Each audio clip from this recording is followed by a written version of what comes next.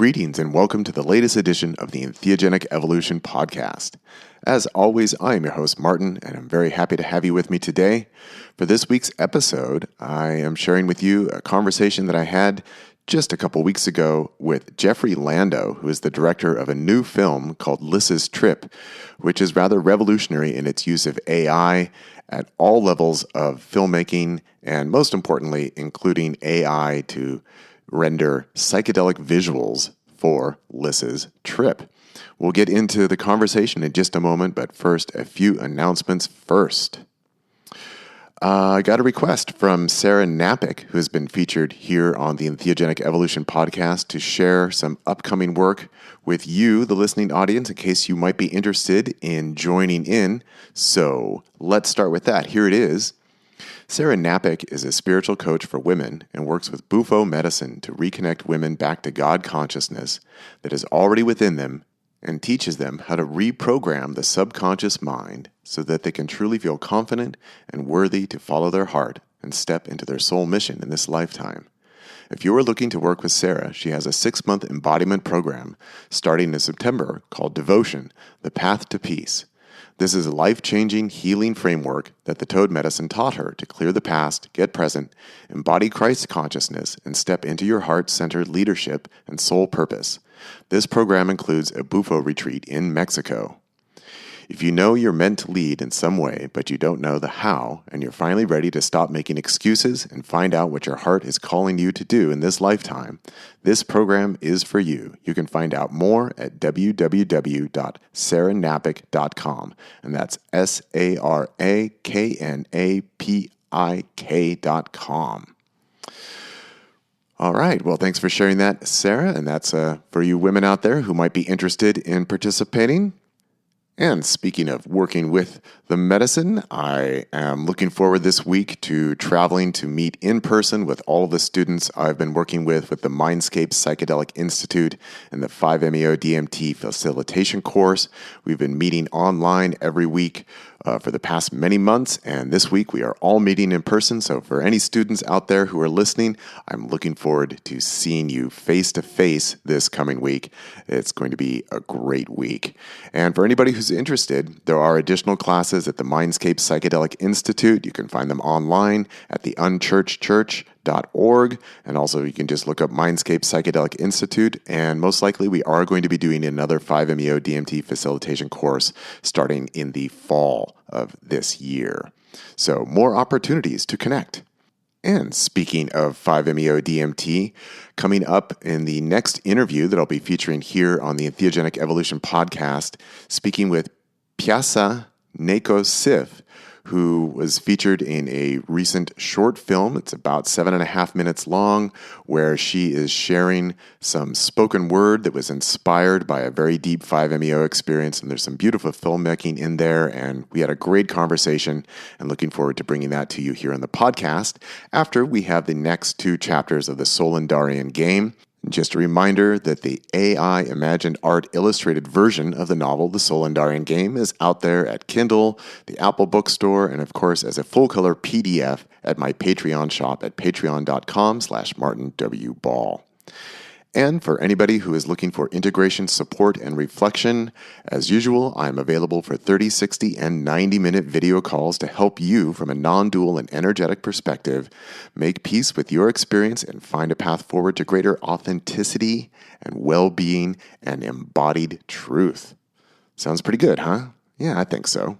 Of course, you can always stop by my personal webpage at martinball.net if you want any additional information, or www.nondualentheogenicintegration.com. Okay, I think that is enough for announcements. Well, next week we'll be back with the next 2 chapters of the Solendarian Game, but for now, let's get into the conversation with Jeffery Lando, director of Lissa's Trip. And we're just going to talk about creativity, about filmmaking, about AI, about psychedelics, of course. And you can watch the film. It's out there for free on Tubi, and it's making the rounds to various film festivals. And Jeffery will have more to say about that here in the interview. Please enjoy.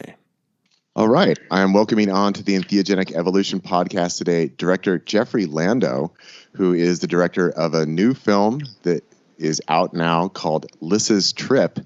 And I got the opportunity to watch this film just a couple of days ago, and it definitely caught my attention, not only for the subject matter of the film, which is a young actress in Hollywood who inadvertently consumes way too much LSD that she thinks is drink sweetener, and has a little adventure trying to get from one end of LA to the other.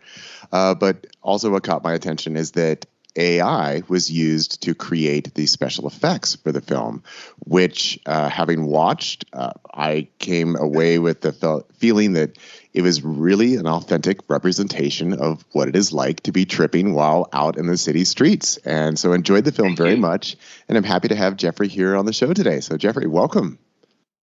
Pleasure to be here. It's really a huge pleasure. I've been listening to your podcast, and you have amazing voice. It's just great to be here on the podcast and alongside some major luminaries that you've had here before. I kind of I'm not worthy, but delighted to be here and be your guest and talk about the movie and anything else that might come up for sure. Yeah, well, it's a pleasure to have you here. And, a lot of times the interview subjects on the podcast are people coming from some area of expertise within the psychedelic world, or, facilitating, or therapists, or whatever. And I also do like to promote creative endeavors and art. That's a big part of my life. As a creative person, and I always enjoy the opportunity to talk to other creatives and kind of learn about their process. So I'm excited to talk to you about how the whole project came about. It's great. So let's maybe start with just a little bit of background about you. And we had a little pre-conversation, and I think you mentioned that your dad worked for 60 Minutes. So I'm kind of interested even in that history and how you got into filmmaking, all of that. I kind of grew up in a kind of film world. I mean, it wasn't called a film world; it's called journalism. In my family, my dad was a 60 Minutes producer, and by that I mean he essentially directed these. They do these 13. They still do these 13-minute, 15-minute short documentaries, and he would do 5 or 6 a year. Usually with Mike Wallace, and he won a couple Emmys. He was early on he was really one of the producers who helped build the show to be what it became in the 70s and 80s, which was this must-watch TV. Most of us don't realize this now, but at the time, 20 million Americans would sit down and watch, because there was no DVR, no VCR, no streaming, right? It wasn't on a website. So 20 million Americans would sit down and watch at 6 p.m. on Sundays TV at the same time, including major. And these are not just any Americans. I know we're all equal, but we're talking about the president of the United States. We're talking about the top CEOs of every company, the top journalists. They'd all sit down and watch this show. So imagine the audience. And then immediately afterwards, everyone's buzzing, talking about whatever controversial or maybe non-controversial topic was on that show. So that's kind of what I was exposed to.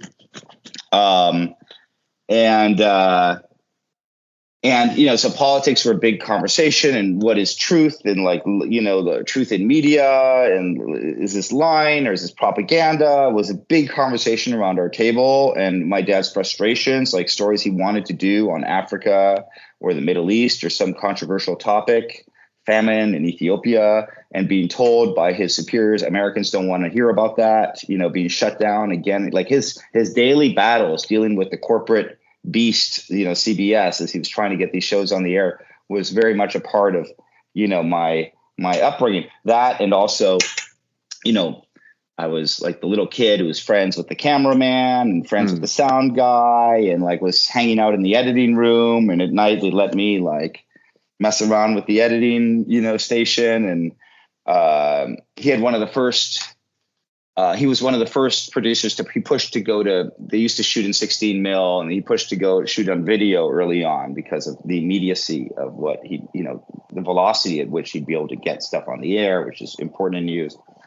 And so they had one of the very early sort of nonlinear, if that means anything to you, video editing systems. It was this $200,000 system that they set up in his office for him to use, essentially. So I got to go in there as a kid and edit, and it really was very, formative for me as a filmmaker, where there's both this, on the one hand, this obsession with truth and the story, and trying to find the story. Yeah. And on the other hand, this technical sort of like, here's an old camera we don't need anymore. Here, kid, here's this gear, here's, just this world of toys that I got to like grow up into. So that kind of really formed my kind of early experiences in storytelling and filmmaking. And and I just want to jump in, Jeffrey, and just mention that. So I was there in the sense that every Sunday night, my dad was putting on 60 Minutes when I was a kid. Right. It was the only day of the week that my dad would allow us to eat dinner in front of the TV, and we'd watch 60 Minutes. Exactly. And we'd also watch, what was that? Wild Kingdom. Oh, yeah. Which my dad was always like, why are we watching animals eat other animals while we're trying to eat? Like, I don't want to see this stuff. But it was interesting because we were watching 60 Minutes, and I was born in 72, so I mean I'm just a kid like watching these big stories, and then also talking to my dad about them afterwards, and kind of grew up with that idea that you can talk about current events with your kids. You can talk about politics. You can talk about these questions of truth and representation. And I remember as a kid when my dad told me, like, I think Ronald Reagan is a really bad president. And it was kind of like, whoa, like what is this about? Kind of opening up that conversation, and then see these kinds of stories about what's going on politically in the world. So it was deeply informative to me as a child. So I think probably your dad's stories, I wouldn't be able to identify. Impacted you. Yeah, impacted. No, they did. They did. There were some important ones. Like and they do these reversals. Like this was so interesting. Like there'd be like, you think this person is telling the truth, this thing, and then they'd be this reversal. Suddenly you're like, wait, they're lying. And like, now we're going to catch them, and we're going to like, they're going to be confronted. And suddenly it's like, oh yeah, you say this, mister? Well, here he is. And, and then suddenly it's confronted with the other person. And you're just watching this drama of truth kind of unveiled, and person being forced to confront reality. And that kind of like, this sort of staring and blinking, like, oh my God, I've been caught out. And these moments of like, got him. And by that, I mean, like, not just got the bad guy, but kind of like, we got the truth. Yeah. And it was like this really kind of heroic thing. You just don't see that very much in news, or if it's there, it feels like more of a gotcha. We got him, like, because he's politically on the other side. Like, we've got this story and like, he's a bad guy because narrative. It's not about the truth anymore. It's about like winning some political point. It feels like we've shifted very much. Like we've become so postmodern that there's almost not even an interest in what is true anymore. It's almost like inconvenient. Truth is inconvenient. Like we just kind of want to win and be in power. I feel like now. So kind of this endless game playing of scoring points and what is the perception? What is the spin? How can we take this data and then mold it into some kind of support of our previously established worldview? Just seems to happen like all the time. Well, and that's something now we get into, like, obviously the topic, which is psychedelics, where you suddenly, when you take psychedelics for the first time, or you have your first when I had my first psychedelic experiences, is very much that experience of like sort of the filters being ripped off and realizing, oh my God, like this is all made up. Like all this stuff we thought is true is just like narrative that we've invented, that we're just blah, blah, blah to make life more comfortable, because it's really uncomfortable right now. Because like, this is, I kind of like, thank God I have those sunglasses normally, because this is like so much. And so that experience was very much consistent with like when I first did psychedelics in college. It was like this experience of getting sort of a narrative ripped away and being exposed to a deeper truth, and that was kind of similar to a good 60 Minutes piece, I guess, in some ways. So it was very comfortable and attractive to me, and it felt necessary, actually. Like you have to sit down for dinner at 6 p.m. to watch 60 Minutes. It's like you really need to do some LSD. Like you just gotta, because it's part of your development as a human being, and that's kind of. A lot of me and my friends felt that way anyway when we were in college. Like this is a necessity. Like if you're not doing LSD or psychedelics or whatever version of it you want to like embrace, that you're missing out on a big part of your personal development. It's an important thing to do. Yeah, that reminds me of one of my philosophy professors as an undergraduate. This is just kind of a one-off statement that he made in class one time where I don't even know how the subject came up, but he ended up saying, he's like, yeah, I took a LSD once. And then another student like kind of pressed him a little further. And he's like, well, he had kind of a funny way of speaking. So he's like, well, I kind of thought it was important as a philosopher that I do that. So I did. It's like, oh, well, that's interesting. And we never went beyond that in the conversation. Never went into like what he discovered. What was that's interesting. Well, it was probably a bit more, to tell your students about how great it is to take LSD is a good firing offense, I think. Yeah, yeah. I think it's a different world now, but definitely back then. So that would be, man, that must have been like 1990s. We were still in the just say no era at that point. Yeah. And even, honestly, today, like kids see my movie and a lot of them are like, looks like LSD is a good idea, in my film. And so even though it's like, it depicts a very, very intense experience, like someone who's taken a lot, that they would be unsafe really for them to just be walking out in the middle of like an unknown city, like at that level of peaking, that is completely like, holy shit, you really need to go somewhere inside and be like, lie down for a while. But so even though it depicts that, they still come out of it with like, wow, that was kind of like really great. And so, maybe it's a bit of a subversive or edgy movie in that sense, because it's just a little maybe too laudatory, and maybe we should be more like warning label. I don't know. I mean, I found personally, even my bad trips had a good, a positive value, but there's some people who, medical advisory who do get triggered. The schizophrenia can be triggered and, have dissociative events that last weeks or something. And I've seen that happen.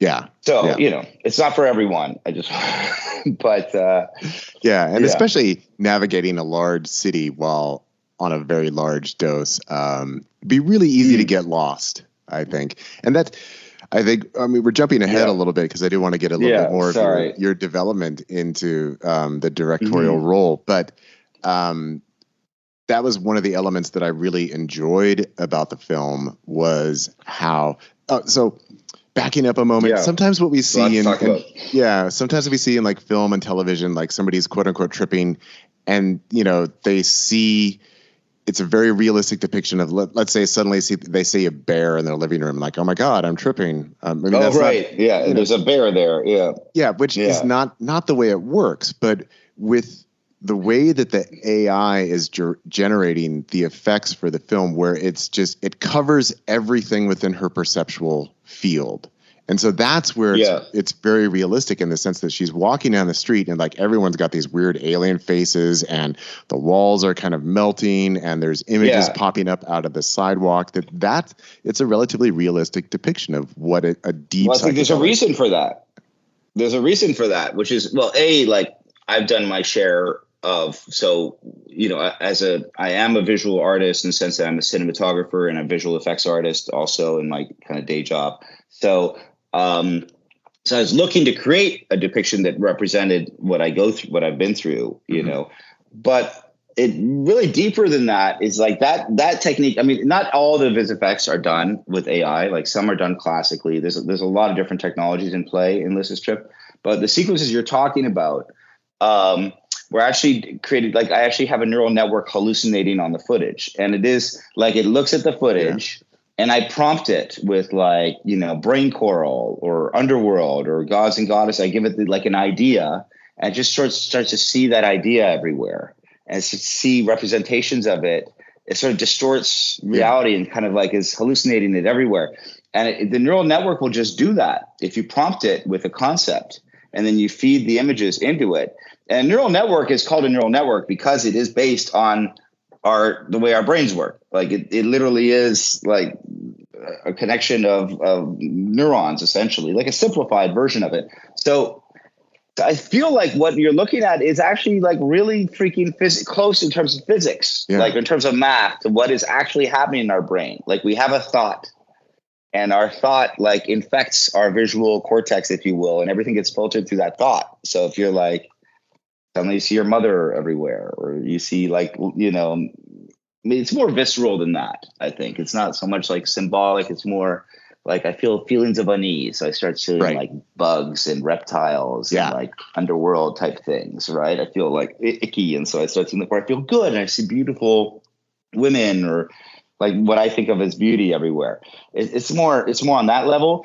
But it's like our brains are something in our mind, and then we see that. And it's very true about the world. Again, like I see Donald Trump, I hate Donald Trump, and then everything he says is hateful. Or I see Biden, and I hate Biden, and everything he says is hateful because I have a filter, right? So it's the same, it's just we're not aware of it in real life. Whereas it's like you turn to 11 when you're on 12 drops of LSD. And so it becomes, you see the hallucinations become like really intense. So yeah, it was just AI hallucinating on footage. That's same as we do, really. Yeah, and I love how it mirrors the perceptual apparatus that we carry around, where we're seeing shapes in the world or in the cityscape or in nature, and then through our emotional tone, through whatever cognitive flavor we happen to be experiencing in that moment, that's going to then shape how we are hallucinating from that. And so going back to the really dumb example of like a bear in the room,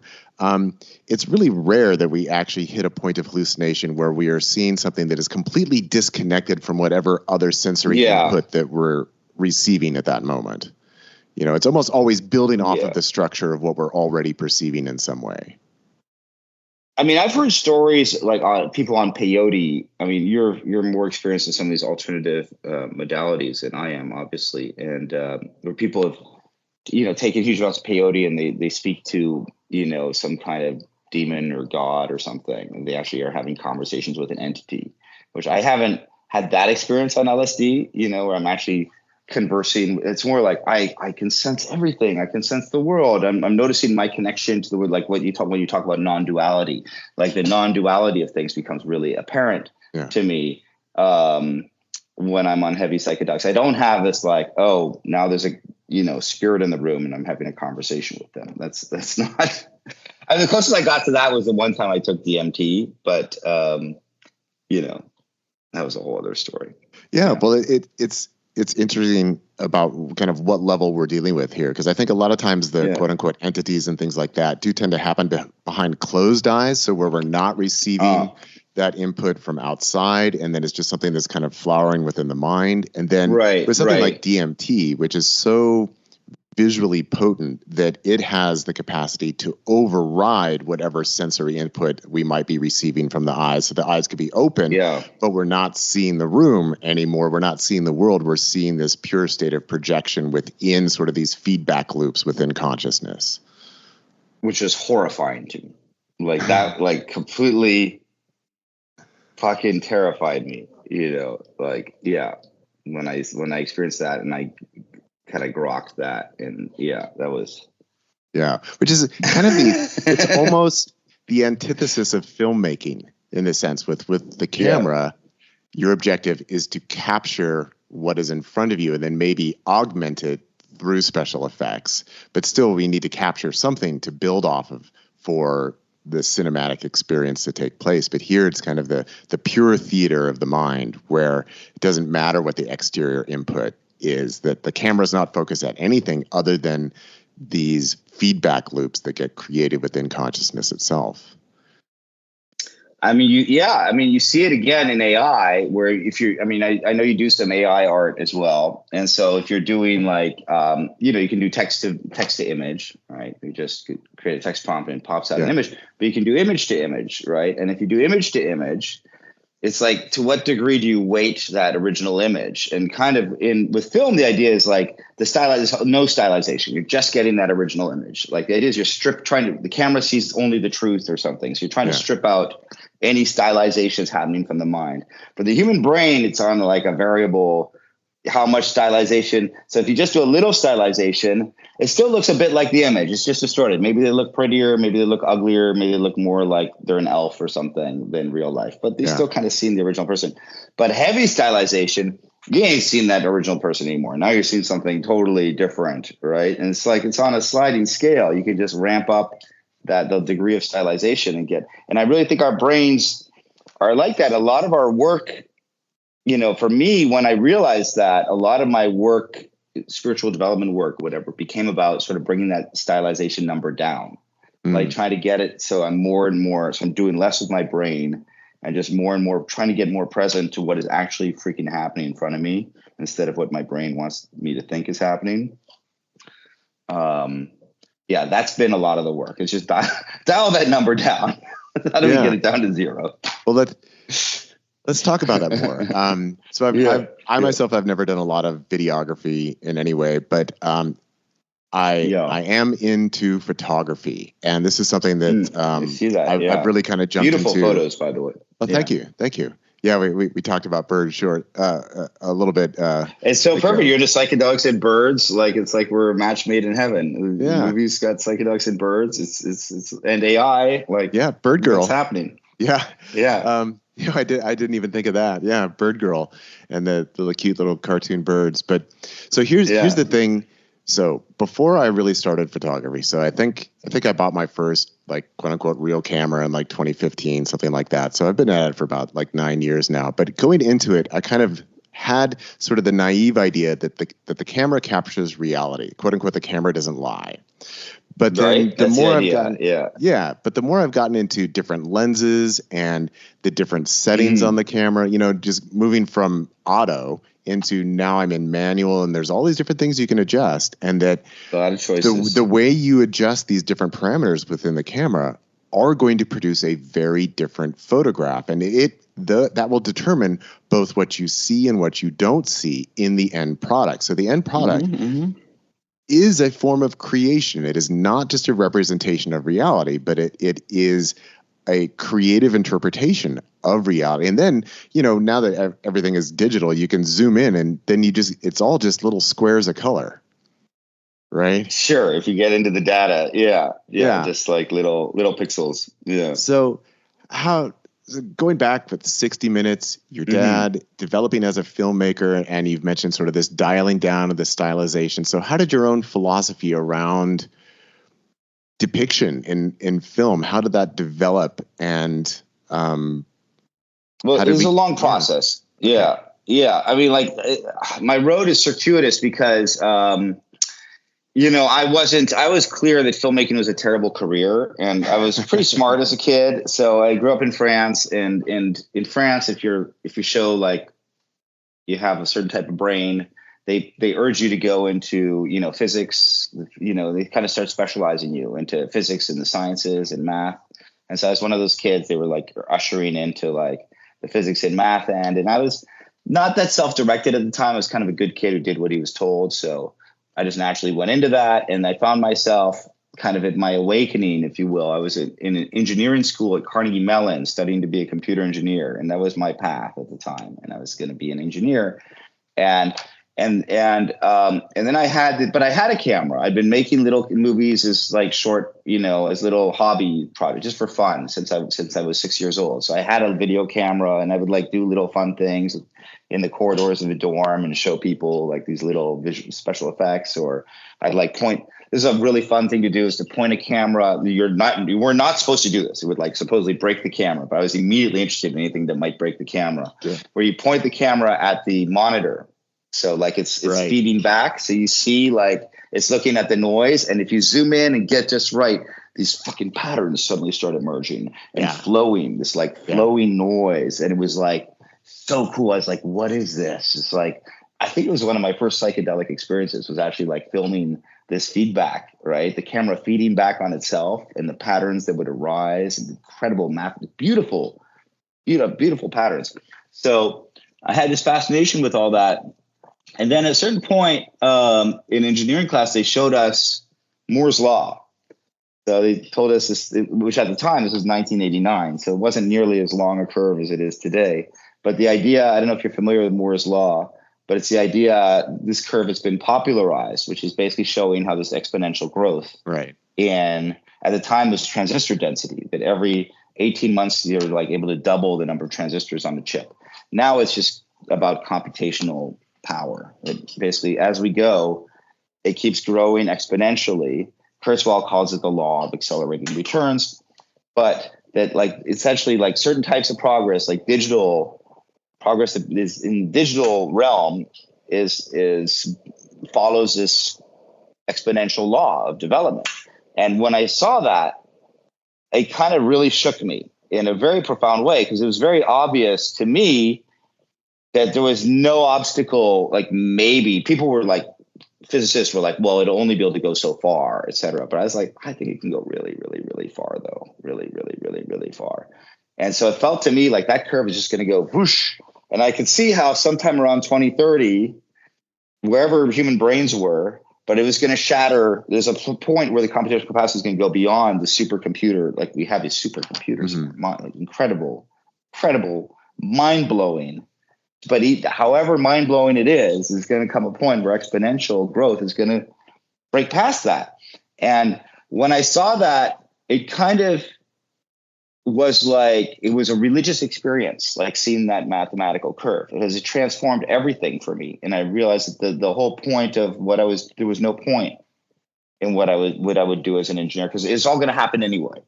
Like you just see, no matter what, we're going to get there. So there's nothing like, even if I'm like the most brilliant guy who invents everything, whatever, if I weren't to do that, some other person would invent those things. Those things are going to get invented regardless, right? We're getting to America. We're going to get to the moon. It doesn't fucking matter. So I didn't have the urge to be the first. It didn't matter to me, but I was interested in like, well, what can I do? I wanted in my life, I was like struggling with like, that stuff. I was just taking acid for the first time, started smoking weed for the first time. And I'm like putting in question everything in my life. I made these choices because people told me. I'm in engineering because my parents told me. But what do I really want to do? What am I going to do? Have I even thought for myself once in my life? And these are the thoughts going through my mind. And so I really felt in a kind of arrogance of youth, maybe, that I wanted to do stuff, that I wanted to contribute something unique. Yeah. Right. And so I felt that being an engineer, I wanted to make some kind of mark on this. Like when I was gone, I wanted to be stuff that wouldn't exist if I hadn't been here, in a way, and so this led me naturally into the arts, but really first into philosophy, because I was like, how do you, the fundamental question being like, well, what do we do now? What should I do now? Yeah. Like, what should I do now? This is like the ongoing question we have any moment. Well, here's this person. Should I talk to them? Should I not talk to them? What should I say? Right. Like, what do I do now? And how do you know what to do if you don't understand what the cosmology is, what the world is, if you have no founding in morals and ethics? Like, there's a lot you have to build out to figure out what you're going to do if you're not acting just on how you were trained. If you're going to start making choices, I was like, I'm not qualified to figure out what to do because I don't know anything that's fucking happening. I don't know what is happening. Like, this world is so weird. Like, how is it that anything is here? Like, why is there a here? Like, what is here? And this is like really confusing to me. And, these are thoughts I had on LSD, and just so that all that kind of quandary led me into philosophy and studying AI, like the nature of cognition. Like, what is cognition? What is this thing that's happening? What is sentience? What is consciousness? And all this was like connected to truth. We talked a bit about, truth growing up, my father, like being this unveiler of truth, a revealer of truth. And like, what is reality anyway? Are we in a video game or something? Or is any of this real?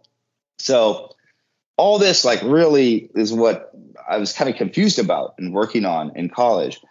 And at the time I was kind of struggling with all that and taking classes. And then I would take, just as a break, I took summer classes, film classes at NYU.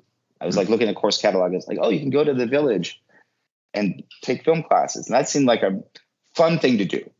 Like, wasn't like heavy thinking. It was just like a fun thing to just go to the Village and play with people and make little movies, which I was already doing as a hobby. And then I did that. When I entered that world, I entered this world of people who were like passionate, who'd like always wanted to be a filmmaker since they were 6, or they were like, I want to be a filmmaker. I'm like, that's a stupid job. And, but they really, and then they had me, since I had a camera and I knew how to use it, they wanted me to shoot their movies, and I did, and I was good at it. And suddenly I was everyone's favorite cinematographer, and my movies were good. And I started to fall for, oh, well, this is a unique, like if I make a movie, it wouldn't exist. No one else, if I make the right kind of movie, it'll make a unique film. And this could be something I do. And so that's how I kind of like fell into the filmmaking world, if you will, was almost by default, because I found a place where I felt I fit and where I could contribute and where it wasn't sort of like irrelevant what I did. And I found a lot of joy in that over 30 years, of making films. And I worked, I was a cinematographer for a while in the indie scene, New York indie scene, and we did all kinds of, had amazing adventures and, started making my own films. But I was working from a very classical, filmmaking standpoint where you have like a script and you have to, budget and you create a whole battle plan and you hire people and you find money and it's a whole business model. It's film business. And this was like the normal way. And I made movies like that for 20 years. And I made, 16 movies as a director and worked on other people's movies as a producer or a cinematographer, or visual effects supervisor. So I had this whole career in there, a very kind of ordinary filmmaking, like interested in sci-fi, like the science fiction topics. There's a movie called Robo Shark I made, which is a comedy, involves it's kind of an AI or transhumanist film in a way. But all the time I was watching, I'd had this experience in my engineering class. I was watching AI grow and grow and grow. And I knew this time where we were kind of going to meet again. AI was going to become a big part of all of our lives.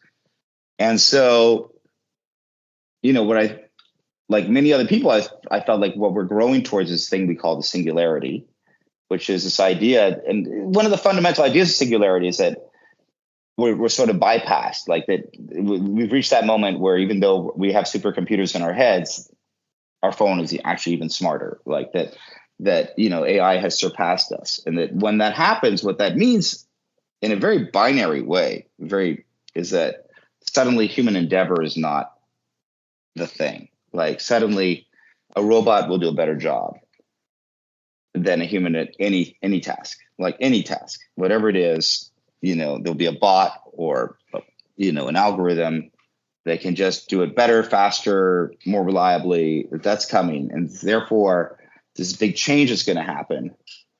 And I was wondering, is that maybe it had already happened in film?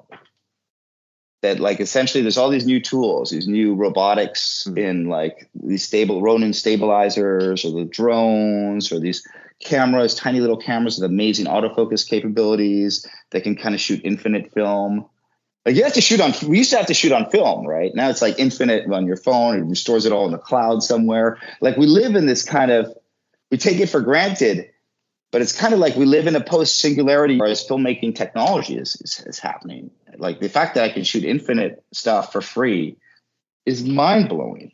Yeah. To anyone who made movies in the 90s. And again, these flying intelligent cameras that I can fold and stick in my backpack, like that's kind of astonishing, right? So I was thinking maybe now it's possible to make a movie in a kind of post-singularity way where you don't need this whole army of humans to do all the work, where you're exploiting the labor of people to like, you're hired from the neck down and you do what you're told and all the pathologies that come with hierarchies and all that negativity and all the fact that you're then limited by whoever's at the quote top of the hierarchy, that their thoughts limit everything because where they're stopped is where we're all stopped in the hierarchy.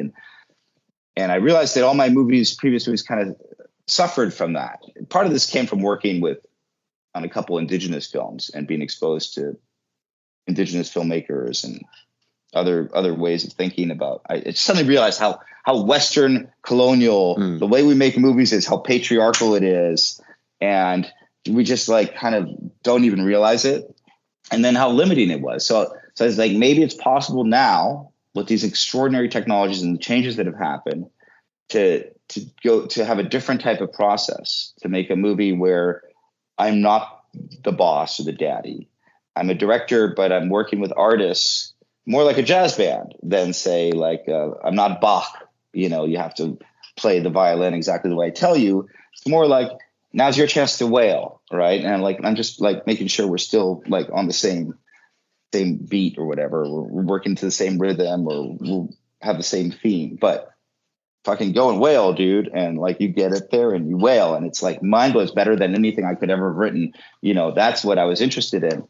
And so that's what really sparked Lissa's trip, was to get, long story long, was that, it was sort of a reaction to everything I'd done before, and a kind of excitement at these new technologies, and a desire to explore what they make possible, So there's AI not just in the hallucinogenic visualizations. There's AI in the robotics I'm using that allow me to make the movie. There's AI in the autofocus that allows me to make the movies. AI in the noise reduction that allows me to like relight it in post and not need to use all these lights on set. There's AI in the rotoscoping that allows me to separate her from her environment. This would normally be a very laborious job. So there's all kinds of places where AI comes into play and makes possible a whole new paradigm of creation. And I think that's where I really have a message, like I want to proselytize and share a message with other creatives, which is that AI is your friend. Like, a lot of people are afraid. They go, oh, AI is plagiarizing, AI is going to steal, AI is going to sort of wreck my world. And I'm like, there's so many things you do as an artist where you're limited by logistics or some problem, and AI can help you create anything you want. And as a creator, I found it incredibly empowering, very exciting. Yeah.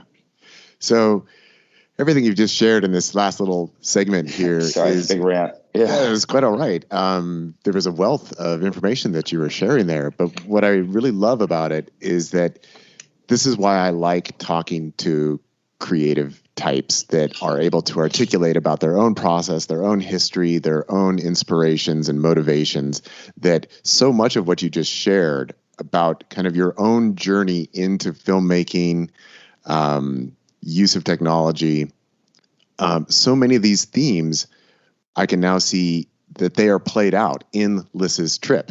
That there are echoes of all of these things that you just mentioned that are in the film. And so this is why I love having conversations with people. And this is where, human beings are still quite interesting. What is your story?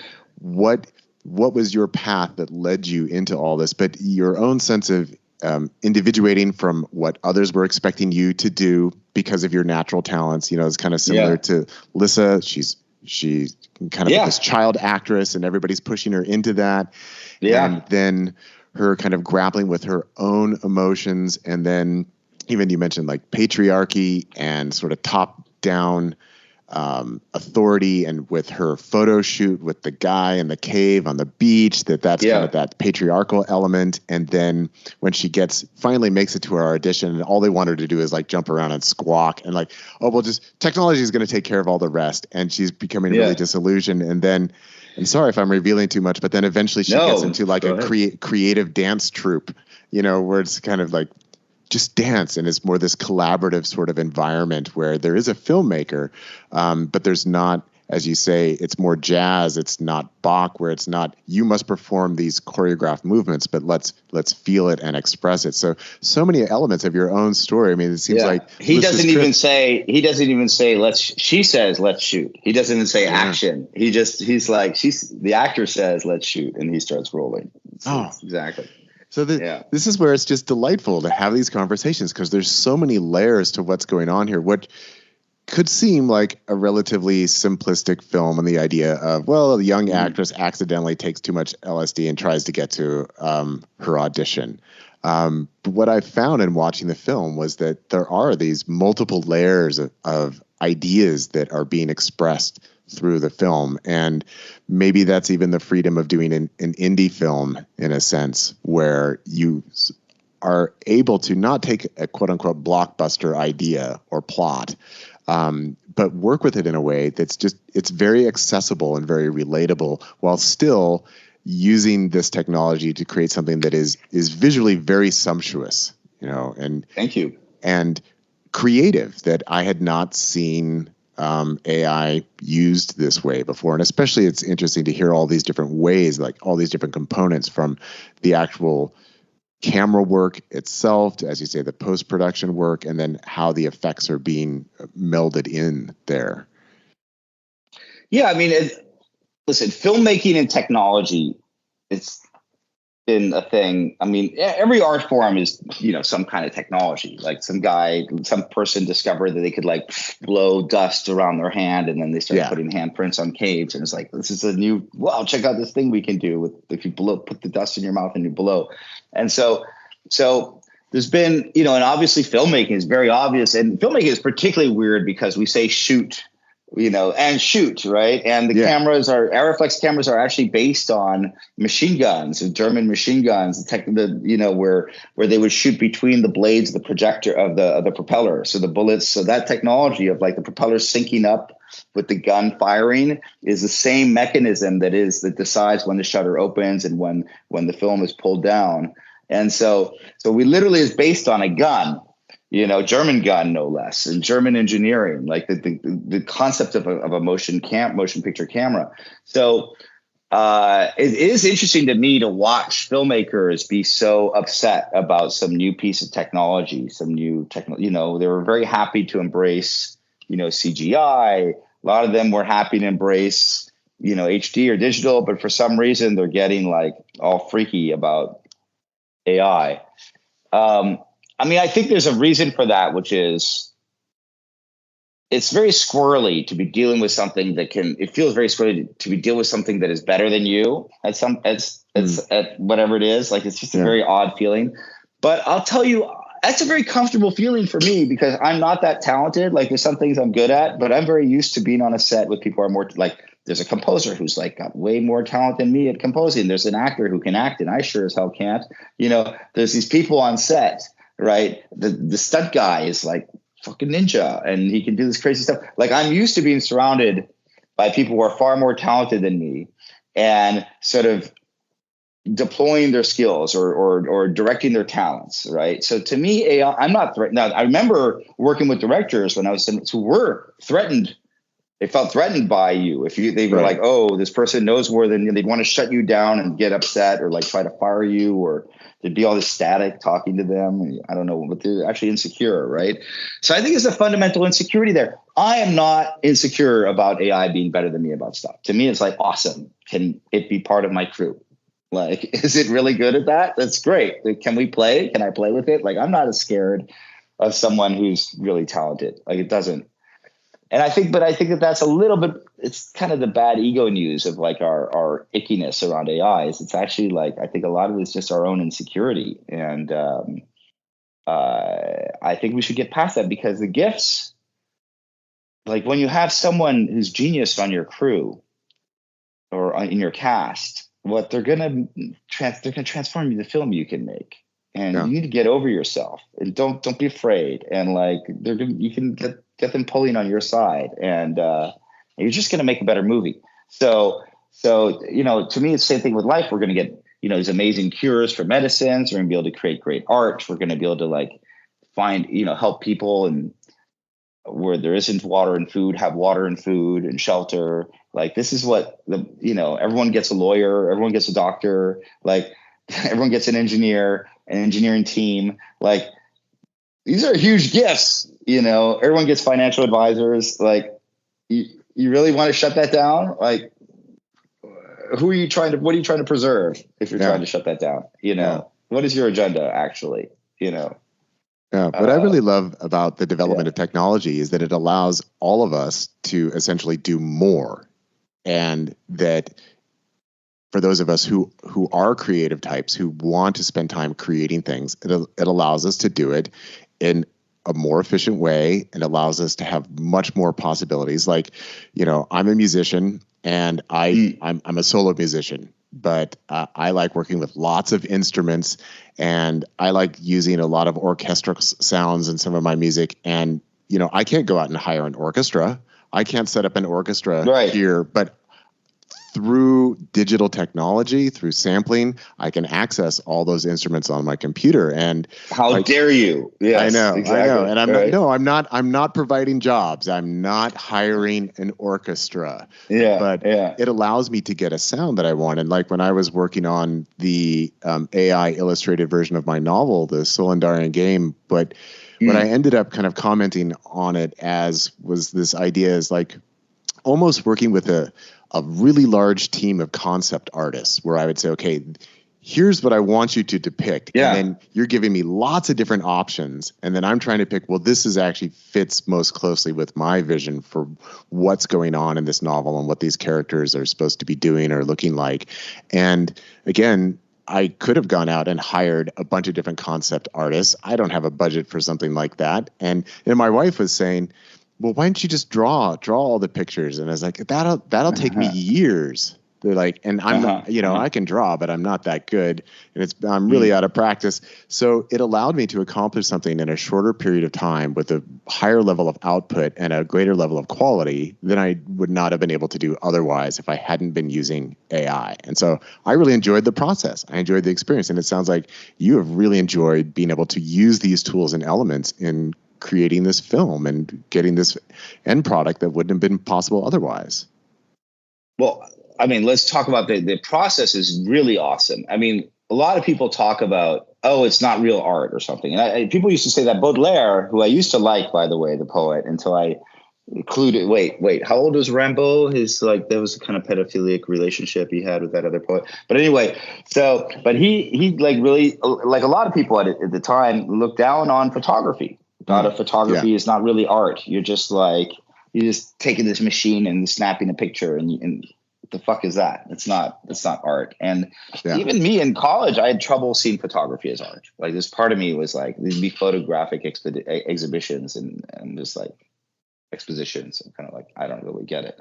But now, of course, I see photography as art, and a lot of people do. And so, so when you're working with AI, when I work with AI, there's a lot of steps. I mean, as you know, there's like first the choice of which AI I'm going to use. Like that's a creative choice. Which tool am I going to go with? Leonardo? Am I going to go with Midjourney? Am I working with DALL-E? Am I doing this in Stable Diffusion? Like that's kind of a fundamental creative choice. And then there's of course the choice of your prompt. Like how are you prompting it? What type of image are you creating? There's often a whole workshopping of that. Like I'm going through multiple prompts and tweaking it and changing it. And then there's this whole curatorial aspect where you're looking at like maybe hundreds of images and you're picking, I like this one, I like that one. So there's a number of inputs. It's not just the AI is just there creating on its own. That's not at all what's happening. You're working with this tool, as you know, and it's just the curatorial. We talk about curating as an art. Like if I just take thousands of images and I pick 6 and I make an exhibition about that, an exposition of that, that's considered an art. So how is working with AI not an art form? Like this is so much more creative than, and these images that I create would not have existed if I didn't create them. Like I'm really clear at the end of the process, like the image, it's like the poster for Lissa's trip, for instance, or I have an Instagram, Jeffery Lando, which has I put some of my AI portraiture in there. I love to sometimes create AI. I did a whole bunch for characters of the movie. The Lissa's Trip Instagram has all these characters from the movie and portraits for them. All that stuff is like, none of those images would exist if I didn't create them. Right. So I feel it's joyous, and I can't draw for shit. I can't paint for shit. But I do understand photography. I understand image. I know what makes an image good. I can see an image and go, yes, we call directing an art. What do directors do? They just sit there and tell people what to do. They're constantly just prompting AIs. Here, be sad, do it again with feeling. Then we give directors awards for that bullshit. Come on. So in a sense, it's the interface really is what the art is. The interface is people making decisions about how these tools are used, what outputs are selected, what inputs are selected. So it is a process that is this interface that the AI isn't just doing it all on its own. No, right? There's a process. You're working with a thing. It takes time. And then there's a bunch of stuff that ends up on the cutting room floor.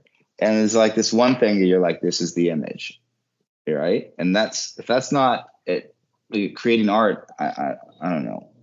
I mean, I thought we've decided that putting like a urinal up and calling it art was art. Like that was good enough. Like Dadaism had already settled this stuff in the 1920s. So I don't understand people saying that AI stuff done with AI isn't art. I think it's just lost their minds, or I don't know. I mean, there's a lot of people who I feel have lost their minds today. So Yeah. add them to the list, I guess. I'm curious. I might be one of them. Yeah. Would you say that using these AI tools, did it allow you to get the outcome that you were wanting in an easier and more efficient way? Or was it because there's so much still to learn about how to work with AI and how to generate the outputs that you want?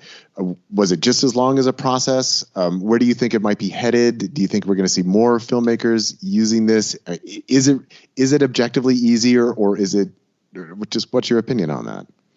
It's just a different, I wouldn't have done, like, again, this is a collaborative film. This was jazz. This is like, I'm going to a picnic with my friends and we'll see what happens. Like everyone brings their own ingredients, their own thing. We'll see what's in the feast. It's kind of like that. So I didn't really go into it with strong expectations. I was just like, I had this footage. I'm like, I want to like make this trippy, really, really, really trippy. And I'm just going to play with these things and see what happens. So there were a lot of like, oh, wow, whoa. Like, as it is with working with a great actor, where like, say, I kind of want, these are the beats, and then they deliver the scene. You're like, oh, that was amazing. Right. So I had that experience with the AI too, like a human collaborator, where I say, I kind of want to try this, and the AI would work overnight. And then I'd show up in the morning and there'd be this amazing shot. Yeah. Right. I'm like, good job. Yeah, I'm going to use that. So it's not so much like I had, again, this brilliant plan and I'm a genius. It's more like I'm like a toddler playing, and just like delighted with the results, and then how can I use this? It's being a director is a whole act of appropriation. You're constantly appropriating people's ideas and other, their gifts, their talents, and like making them your own, right? You're constantly like, oh yeah, well, I'll use that, and that's in my movie now, and everyone's gonna say I'm a genius because it's in there. So that's like, when people talk about cultural appropriation is a bad thing, I guess directors should all be fired then. I don't know. Like, it's kind of all we do is appropriate. But, in terms of where we're going, the process, yes, I think filmmakers are going to the economics, a lot of people resisted video going to digital and HD. Like they love film, and there's all kinds of reasons to love film, organic reasons, and you love chemistry or some theory about the nature of reality or whatever. You might really like celluloid and a photochemical finish and everything that means. But the economics are the economics. Like when you're sitting there and film's going through the camera, you're hearing like, that's money. Yeah. Money is going like out the door, right? And the image quality is not as good anymore as what you can do digitally. And so, it's very hard to justify spending like hundreds of thousands of dollars on film stock when, you're not paying your actors as much as you would like, or you don't have the money to pay for that location, or you have fewer shooting days, you're compromising on shooting days, or you're not going to have that cool car stunt because you can't possibly afford that. Like the other you're making all these compromises anyway because of resources. So the idea of like just kind of hemorrhaging into film is insane. Unless you have a $60 million budget, like you're Tarantino or Spielberg, okay, do whatever you want. But for the rest of us mortals, it's just, it isn't a choice. You kind of have to, if you care about the movie. And I think it's going to be very much the same way with AI. Like if you care about the movie, you're going to use it in all kinds of ways, So now, and then we are getting to a world where, AI is just going to be able to create entire movies that are going to be good, that we're going to enjoy. Like that's going to happen within the next 5 years, maybe very soon, maybe as soon as like a couple of years from now. And I think, that will be the end of a whole film industry. I mean, there might still be some people go out just for fun to make a movie, but it's just going to be a bunch of freaks like doing some kind of anachronistic, it's like people like dressing up and like, doing jousting in the park or something. Yeah. Like, yeah, okay. You're doing Burning Man. You want to do a weird film thing at Burning Man, have at it, but it's not going to be an industry anymore in the way that it is now. And I think but it's not just film. I mean, it's everything. You're talking about lawyers, you're talking about doctors, you're talking about CEOs, middle managers, accountants, marketing people, truck drivers, restaurant staff, like everyone. So that's not a film problem. It's a universal human problem. Like, how do we shift into this post-singularity? How do we go to, universal basic or universal generous income? How do we switch over into this new modality, this post-labor economics world, right? That's kind of a big question. It's not about, I just like to broaden it out. It's not about what's going to happen to the film industry. I'm like, this is much bigger than the film industry, right? What's about to happen. But last thing, I just want to put in, this is like, not last thing, but there's a connection we keep bumping into about, and I was thinking on this, like, what does it do with psychedelics and AI? Like, why, like, other than sometimes this AI art looks like somebody is tripping, like they have 6 fingers, or their face is weird, like that looks a little trippy. But other than that, or that it hallucinates, like other than that, which is good reason, other than the hallucinations and the weird distortions, what is the connection? Is there some other connection? And I came to this, which is that I think it's very fundamental, because AI is this very profound transformation of everything outside of us, how the world works. Like everything outside of my brain is going to change in a very profound way in the next few years. So and so we need to change. There's always been this conversation about, is humanity keeping up with technology? Like technology is kind of advancing faster than human ethics and morality and spirituality, and it's kind of leading to all this destruction. So how are we going to we have to transform ourselves, get away from our old modes of domination, or that's my water, not your water, or you're not my family, you're not my tribe, so it's okay to kill you, or all these kind of like ancient sort of how we got here impulses. Yeah. We have to transform those. And I think psychedelics is the only way. Like it's this really accelerated, like you want to get transformation and, put that on a pace, like an exponential pace, so you can keep up with technology. Well, let me introduce you to DMT. Let me introduce you to, to huge amounts of LSD. Like you're going to so you can see that there's a gorilla inside of you and you can start to master it. So you can see that, you're full of your vision is full of lies. You can start to get to the ground truth. Like we need to do this work, so we don't blow ourselves up really soon. And we're not all obsessed with how the Russians are evil, or these people are evil, or those people are evil. So we're all humans. We're all, everything is nuanced. We need to get through this together, or we're not going to get through it at all. Like, we got to get to that level of heightened consciousness. And I think psychedelics are the key. So to me, they're linked. Like you can't have an AI revolution without a psychedelics revolution, or we're fucked. That's my thesis there.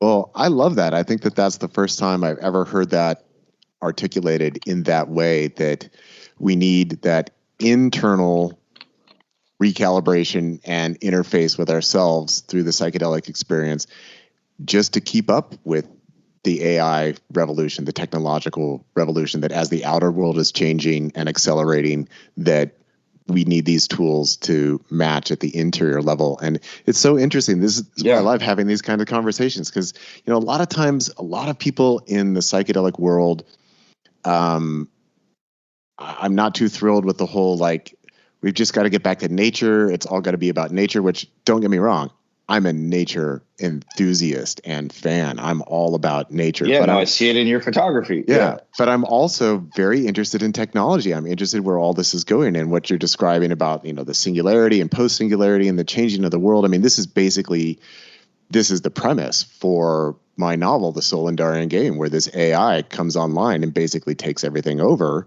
And then hundreds of thousands of years in the future, one of my main characters decides that she wants to recreate Burning Man, but not use any AI in order to do it. And so it's kind of this anachronistic, how do we get back to humans are the creative types? But I love playing with these themes. And also we can see it in the psychedelic world where people are, I only want to use quote unquote natural medicine so I can connect with the earth. And then they poo poo things like LSD. They say, well, that's just a pure synthetic. Like that doesn't exist in nature. So I'm not interested. And I just find that to be so incredibly limiting and misguided, where we're fetishizing nature without really recognizing that we are this interface between technology and nature, and that really technology is a form of evolution itself, that's part of nature, that in my definition, if it exists in reality, it's part of nature.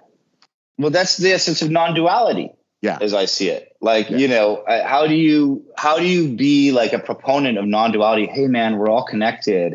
At the same time say, well, there's nature and stuff that isn't nature. I'm like, what? Yeah. Like all is one, but then there's like stuff that's natural, stuff that's not natural. I'm like, I thought all is one, man. Like, I don't get what is like, you don't see the contradiction there. It's odd. Yeah. It's like a beehive. It's constructed by bees, and I would call it natural. Like the idea that a beehive isn't natural or an anthill isn't natural is a strange thing to imagine. So yes, our cities are natural too, and our factories and the shit coming out of our factories, it's also a natural, and animals do destroy their habitats, by the way. This weird idea that it's like super harmonious out there. It's like all like peace and love somehow in nature. I'm like, have you met nature? I think you haven't met nature.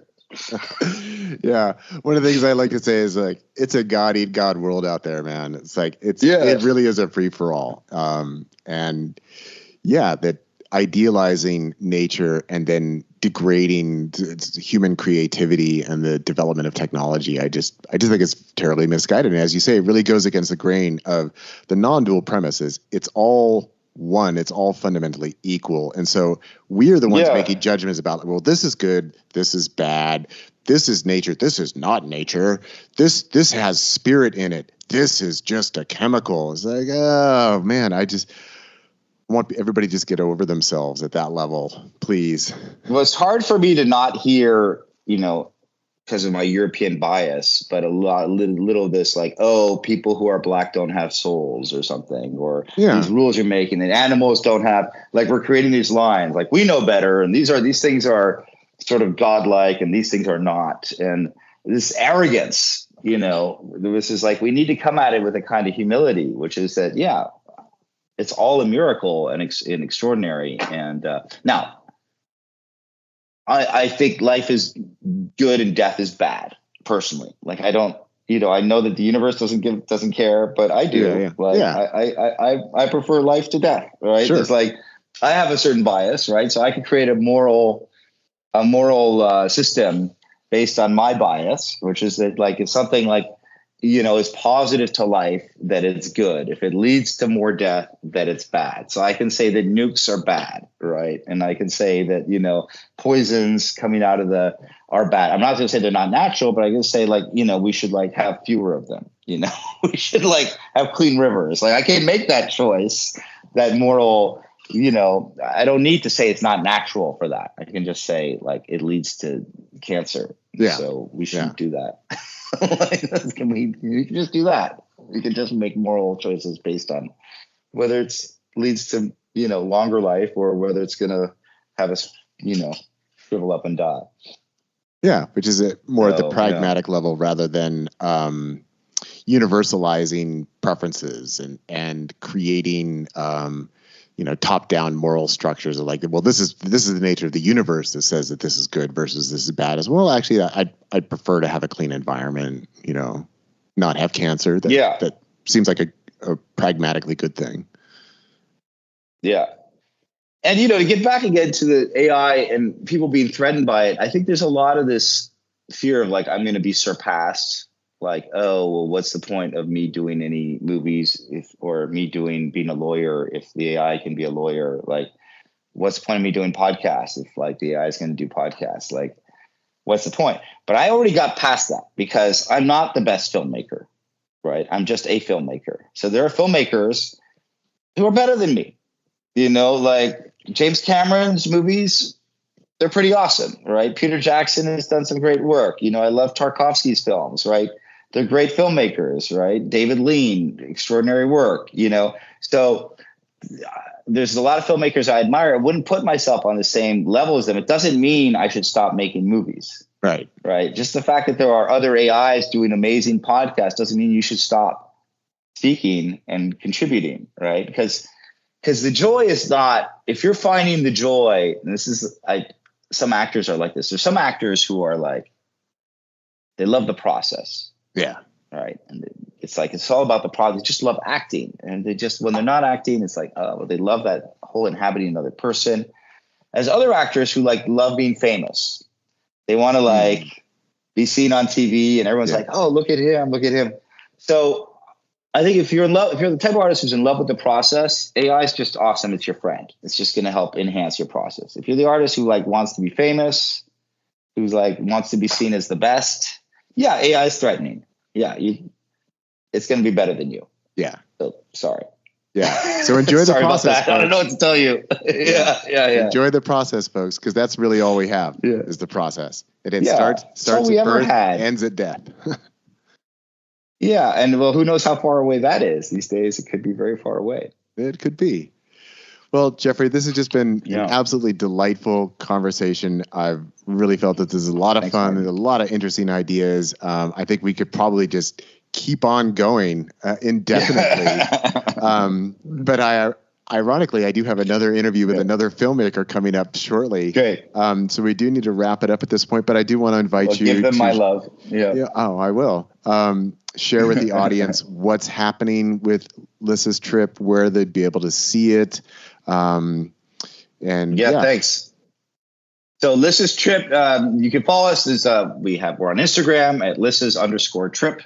And I'm Jeffery Lando, also on Instagram. But really, the movie is just released on Tubi, and it's available if you're in Canada, US, or Australia. You can watch it right now.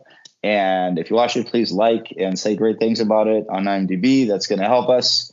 And then to get it out to the rest of the world. I'm very proud of this film. This is like a very unusual, experimental, and just joyous film that got created out of this. And I'm just... I'd love to do more along these lines. So like, if you give me great success, then I can make more movies like this. So anyway, thanks just tune in and watch it. I think you'll enjoy it. Yeah. And thank you, Martin, so much for this. This is a great. Well, it's been a pleasure. And I just want to put out that plug because I think this also is one of the elements that kind of gets lost for people in kind of the modern technological world and all of that, I do want to encourage listeners that if you like what someone is creating and doing, like if you like Jeffrey's film, then do what you can to like it and support it. That people do put out a lot of energy and effort and passion to create things that they love to share with others. And, in the world where everything is accessible and everything is free, sometimes I think people forget that we do need to actually support the creative people who are putting in the work to create things that we get to enjoy. We are ruled by the algorithm, the almighty algorithm. Yeah. So let the algorithm know that you liked it. There you go. All right. Well, thanks so much for your time, Jeffrey. Thank you so much. It's been great chatting with you. All right.